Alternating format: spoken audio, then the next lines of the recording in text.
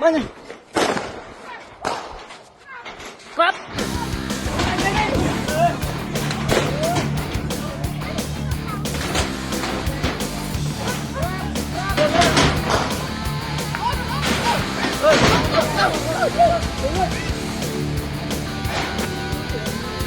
ครับเอาครับจับเนี่ย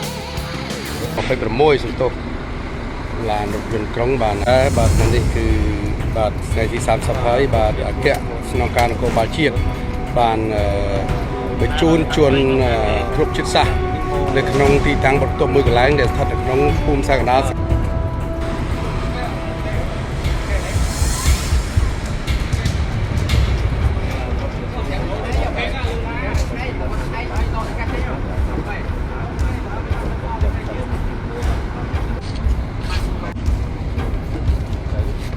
มาขนาดนี้